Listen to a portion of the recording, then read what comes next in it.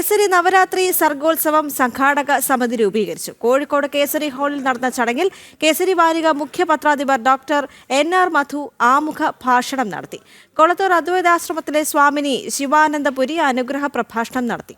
ഹിന്ദു സമൂഹത്തിൽ സമൂഹ ആരാധനാ സമ്പ്രദായം ഇല്ലെന്നും ഇത്തരമൊരു സമ്പ്രദായമാണ് നവരാത്രി സർഗോത്സവമെന്നും NR മധു പറഞ്ഞു. ഹിന്ദുസ്ഥാൻ പ്രകാശൻ ട്രസ്റ്റ് മാനേജർ ഷാജ് കുമാർ ഭാരവാഹികളെ പ്രഖ്യാപിച്ചു. 1001 അംഗ സംഘാടക സമിതി രൂപീകരിച്ചു. സനാതന ധർമ്മത്തെ മുച്ചൂട് മുടിക്കാൻ വേണ്ടിയിട്ട് ആസൂത്രിതമായ പരിശ്രമങ്ങൾ നടക്കുന്നു. അപ്പം അത്തരം ഒരു സാഹചര്യം കേരളത്തിൽ ഉരുത്തിരിഞ്ഞു വരുമ്പോൾ അവിടെയാണ് നമ്മുടെ ഈ നവരാത്രി സർഗോത്സവത്തിന്റെ പ്രസക്തി. കേവലം നവരാത്രി സർഗോത്സവം എന്നുള്ള നിലയ്ക്ക് കുറച്ച് കലാപരിപാടി അവതരിപ്പിച്ച് ആസ്വദിച്ച് പിരിഞ്ഞു പോയാൽ പോരാ. അതുകൊണ്ടാണ് സർഗസംവാദം നമ്മൾ നിശ്ചയിച്ചിരിക്കുന്നത്.